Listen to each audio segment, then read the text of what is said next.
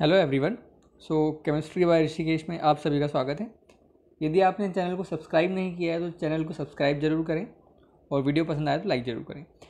हाँ, अब देखिए, लास्ट क्लास में हम लोगों ने osmosis pressure, osmotic pressure, osmosis, reverse osmosis, ये चीज़ कंप्लीट कर लिया था। बस हमारा आज बचा है एबनॉर्मल मोलर मास। तो एबनॉर्मल मोलर मास मतलब क्या है कि नॉर्मल जो हमारा मोलर मास है उससे डिफरेंट होना, ठीक है, वही हम एबनॉर्मल मोलर मास कह रहे हैं। अब हम एग्जाम्पल के थ्रू समझते हैं जो यहाँ बुक में दिया हुआ है। तो देखो KCl, ये इनका कहना है कि इन्होंने 1 मोल ऑफ KCl डिजोल्व किया, ठीक है। जब 1 मोल ऑफ KCl डिजोल्व किया, या फिर मान लो कि हमने 1 मोल KCl डिजोल्व किया, तो अब मैं क्या कर रहा हूँ, जब उससे मैंने डेल्टा टी भी निकाला तो वो तो 1.04 केल्विन नहीं आएगा, है ना। लेकिन यदि मैं फॉर्मूला के थ्रू कैलकुलेशन अगर करने जाता हूँ तो 1 मोल KCl क्या होगा, 1 मोल KCl जो है 1 मोल K प्लस और 1 मोल Cl माइनस में ब्रेक हो जाएगा। मतलब मेरे पास टोटल 2 मोल पार्टिकल हो गए। अब मेरे पास मास तो सेम है। फॉर एग्जांपल मैंने 10 ग्राम KCl डाला था, ठीक है। तो अब मेरे पास मास सेम है, मास अपॉन मोलर मास, है ना, यही मोल होता है। अब मास सेम है, लेकिन मेरे जो मोल है वो डिफरेंट हो गए। मोल कैसे डिफरेंट हो गए कि जहाँ मैं 1 मोल KCl डालने की बात कर रहा हूँ वहीं मैं कैलकुलेशन में 2 मोल यूज़ कर रहा हूँ, क्योंकि 2 मोल K प्लस और 1 मोल K प्लस 1 मोल Cl माइनस हो गए। तो इससे जब मैं मोलर मास कैलकुलेट कर रहा हूँ तो ये देखो 10/2 की फॉर्म में आ रहा है ना। अगर ये 1 होता तो मोलर मास 10 आता, बट ये 2 है तो मोलर मास कितना हो रहा है, हाफ हो रहा है। मतलब ये देखा मैंने कि जब डिसोसिएशन हो रहा था तो मोलर मास जो है वो डिक्रीज हो गया। कितने टाइम डिक्रीज हो गया, जितने उधर अगर 1 मोल से 2 मोल हुआ था तो ये 1/2 हो जाएगा। तो देखो ये जो मोलर मास कैलकुलेट हो गया है वो कितना आया, 37.25 ग्राम, बट एक्चुअल में आना तो चाहिए 74.5 ग्राम, है ना। तो ये इसी को क्या कहते हैं कि दिस इज द एबनॉर्मलिटी, है ना, कि जो मोलर मास कैलकुलेशन एबनॉर्मलिटी आती है वो यही आती है। तो देखो एक बात यहाँ से पता चल रहा है कि जब डिसोसिएशन हो रहा है तो मोलर मास क्या हो रहा है, कम हो रहा है। अब सेम केस एसोसिएशन का भी होता है, ठीक है। एसोसिएशन में क्या हो रहा है कि देखो एसिटिक एसिड जो है वो इस तरह से एसोसिएट कर रहा है हाइड्रोजन बॉन्ड फॉर्म करके, तो 2 मॉलिक्यूल जो है वो 1 मॉलिक्यूल बन रहा है। मतलब हम क्या कह सकते हैं कि 2 मोल जो है वो 1 मोल बन रहा है ना। तो यहाँ पर क्या हो रहा है कि मोल कम हो रहा है, एसोसिएशन हो रहा है। देखो मैंने ये सीधा सा था कि mass mass upon molar mass equal to mole, है ना। तो मोलर मास क्या हो जाएगा, मोलर मास का डायरेक्ट फॉर्मूला हमारा बन जाता है कि molar mass equal to mass upon mole. अब क्या मैं क्या कह रहा हूँ कि मोल जो है कम हो गए, 1/2 हो गए। तो मोल 1/2 हो गए तो हम देखेंगे कि 2 इधर मल्टीप्लाई हो गया आ जाएगा और मोलर मास ओवरऑल क्या हो गया, 2 से मल्टीप्लाई हो गया, मतलब मोलर मास बढ़ गया। इट मीन्स कि अगर एसोसिएशन हो रहा है तो उस केस में मोलर मास बढ़ जाएगा और डिसोसिएशन हो रहा है तो मोलर मास कम हो जाएगा। हम यहाँ से भी देख सकते हैं। अब देखो एबनॉर्मल मोलर मास, जो डिफरेंट मोलर मास आया है उसी को हम एबनॉर्मल मोलर मास बोलते हैं, ठीक है। हाँ, तो अब ये क्या है कि वेंट हॉफ ने अपना फैक्टर दिया कि उनका कहना था कि iota, that is went of factor कहते हैं normal molar mass divide by abnormal molar mass. For example KCl के केस में 74.5 डिवाइड बाय 37.5, 37 एबनॉर्मल है। तो इस तरह से क्या है, वेंट ऑफ फैक्टर क्या आ गया, 2 आ गया, है ना।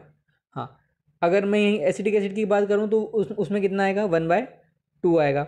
मतलब एसोसिएशन हो रहा है तो वेंट ऑफ फैक्टर 1 से कम आएगा और डिसोसिएशन हो रहा है तो वेंट ऑफ फैक्टर ज़्यादा आएगा, ठीक है। अब एक और तरीका होता है आई निकालने का कि total number of mole after association या dissociation divide by number of mole before association, मतलब आफ्टर वाली चीज़ बाद में आएगी और बिफोर वाले मोल नीचे आएंगे, ठीक है। तो इस तरह से हमारा आई निकल गया है। तो अब जब हम कोलिगेटिव प्रॉपर्टीज़ का मेजरमेंट करते हैं, मतलब relative lowering in vapour pressure, elevation of boiling point, depression in freezing point, ठीक है, ऑस्मोटिक प्रेशर, तो जब इन सब की हम कैलकुलेशन करते हैं तो वहाँ फॉर्मूले में हम एक और पुट कर देते हैं आई, ठीक है। अगर एसोसिएशन या डिसोसिएशन हो रहा है तो मतलब अभी तक हमने जो कुछ भी पढ़ा उन सब में हमें आई यूज़ करना है। कब यूज़ करना है, जब एसोसिएशन या डिसोसिएशन हो रहा, ठीक है।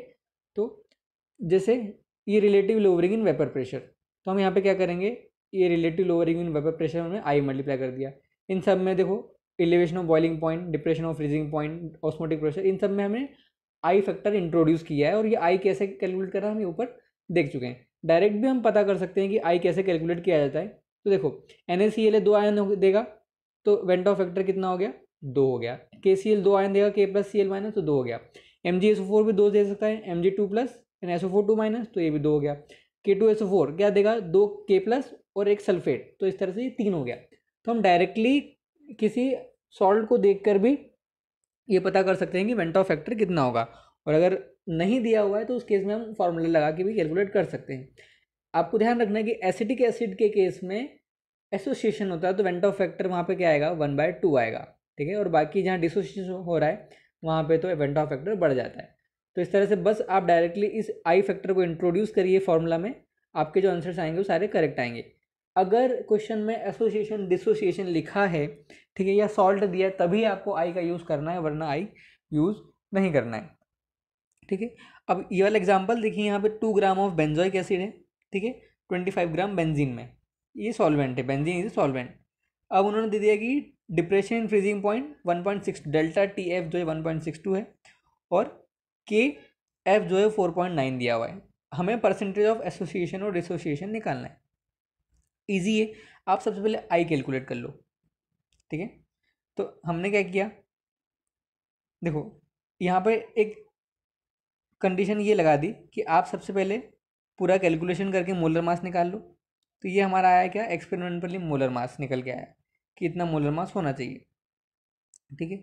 बट एक्चुअल मोलर मास कितना होता है, तो आप एक्चुअल मोलर मास भी लेके आइए और डायरेक्टली डिवाइड कर देंगे तो आपका आई निकल के आ जाएगा, ठीक है। Normal molar mass upon abnormal molar mass से आपका क्या आएगा, आई निकल के आएगा। हमने पहले मोलर मास कैलकुलेट किया फार्मूला से, और हमने जिस तरह से हमें एक्चुअल मोलर मास होता है वो भी किया, हमने नॉर्मल एबनॉर्मल दोनों कैलकुलेट किया और उससे आई निकाला, ठीक है। अब देखो कि आई निकालने के बाद में एक और, ये इस तरह से हमने आई निकाल लिया। अब आई निकालने का एक और फॉर्मूला होता है, वो क्या होता है, देखो यहाँ पर क्या हो रहा है, एसोसिएशन हो रहा है। हमने माना कि इनिशियली क्या था, एक्स था, तो ये अगर एक्स था तो कितना टूटेगा, आधा हो जाएगा। 2x था तो x हो गया, तो x था तो कितना हो गया, x/2 हो गया। तो यहाँ पे यहाँ से माइनस भी कितना हुआ होगा, यहाँ से माइनस भी x माइनस 2x माइनस हुआ होगा, है ना। फिर से देखिए इसको, अगर यहाँ 2 दिया है तो आप डायरेक्ट इतना ध्यान रखिए, इस पे आप ध्यान मत देना कि बुक में क्या लिखा है और मैं क्या लिख रहा हूँ, ठीक है। तो देखो 2x से कि पहले 2x है और ये इनिशियल 0 है, ये हम CH3CO 0 CH3 प्रोडक्ट है, और ये एसिटिक एसिड है 2x। अब बाद में क्या हुआ कि 2x माइनस कुछ कम हुआ, I will do one mistake again, please pardon this. देखो फिर से देखो, यहाँ 2 है तो इसको 2 ले लो, तो 2 ये 0। अब ये 2 माइनस 2x होगा क्योंकि कोएफिशिएंट 2 है, और यहाँ पे सिर्फ कितना बनेगा, x बनेगा। तो अब देखो हमने क्या देखा था, आफ्टर और बिफोर, तो आफ्टर ऊपर आता है, तो कितना इनको अगर सम अप करूँगा तो कितना होगा, 2 minus 2x plus x, it becomes 2 minus x, है ना। और बिफोर डिसोसिएशन कितना है, 2 है, तो ये क्या हो गया हमारा, आई हो गया। तो इसको जब मैं इस 2 माइनस 2x अपॉन 2 को 2 माइनस 2x अपॉन 2 को इससे इक्वेट कर दूंगा, क्योंकि ये भी आई है, तो मेरा क्या निकल के आ जाएगा, x निकल के आ जाएगा, और यही x क्या होगा, हमारा डिग्री ऑफ डिसोसिएशन होगा। आपको ध्यान रखना है कि 0.992 के फॉर्म में आ रहा है, तो डिग्री जब भी निकालोगे तो उसको 100 से मल्टीप्लाई कर देना है, तो इट बिकम्स परसेंटेज। अगर आपको ये क्वेश्चन समझ में नहीं आया हो तो हम इसको एक बार फिर डिस्कस करेंगे, या तो मैं अपने टेलीग्राम चैनल पे बता दूंगा, या फिर आप कमेंट सेक्शन में कमेंट करना, then I will explain again. अब देखो यहाँ पर क्या हो रहा है, इधर भी एसिटिक एसिड दिया हुआ है, ठीक है, और डेंसिटी दिया है, तो मास बाय वॉल्यूम से मास निकल जाएगा, है ना। 1 लीटर वाटर भी दे दिया है, 1 लीटर वाटर का आपको मास निकालते आना चाहिए कितना होता है, ठीक है। हाँ, अब मुझे दिया है कि depression in freezing point delta TF दे दिया है, आपको वेंटॉफ फैक्टर निकालना है और डिसोसिएशन कांस्टेंट K निकालना है, यहाँ पे थोड़ा सा डिफरेंट है। सबसे पहले तो आपने क्या कैलकुलेट किया, डेल्टा TF से, ठीक है, कि आपने डेल्टा TF जब किया तो आपका 0.019 इतना आया। अब ये कैसे आया, देखो कि पहले नंबर ऑफ मोल्स कैलकुलेट किए, मोल से मोलरिटी कैलकुलेट करी, है ना, और मोलरिटी से डायरेक्ट क्या किया, KFM आपने लगा दिया, तो आपका डेल्टा TF आ गया। डेल्टा टी एफ आया, लेकिन आपको पता है कि ऑब्जर्व फ्रीजिंग पॉइंट और कैलकुलेटेड फ्रीजिंग पॉइंट, तो ये वो उससे क्या आता है, हमारा आई निकल के आ जाता है ना। आई निकल के आया तो ये मेरा आई हो गया। अब सेम जो हमने प्रोसेस अभी थोड़ी देर पहले करी थी कि देखो वहाँ पर अभी हमने क्या लिया, एन मोल ले लिया, तो एन ज़ीरो ज़ीरो, कोएफिशिएंट 1 है तो n 1 minus x, n x इस तरह से बनेगा। तो आफ्टर और बिफोर का सम करके हमने आई निकाला, और आई कितना आया हमारा 1.04, तो 1 प्लस एक्स और 1.041 से इक्वेट किया तो मैंने एक्स की वैल्यू निकाल ली। और जब एक्स निकल गया मेरा, तो मैं क्या करूँगा, हमें क्या निकालना है, इक्विलिब्रियम कांस्टेंट निकालना है। तो मैं पहले सारे कंसंट्रेशन निकालूंगा। सारे कंसंट्रेशन निकालने के लिए इजी है कि एन की जगह आप सारी चीज़ें पुट करते जाएं तो कंसंट्रेशन निकल के आएगा, और कंसंट्रेशन को इस इक्विलिब्रियम कांस्टेंट के एक्सप्रेशन में पुट करेंगे तो आपका के ए निकल के आ जाएगा। आई होप कि आपको ये क्वेश्चन समझ में आया होगा। एंड इसी के साथ हमारा ये चैप्टर ख़त्म होता है।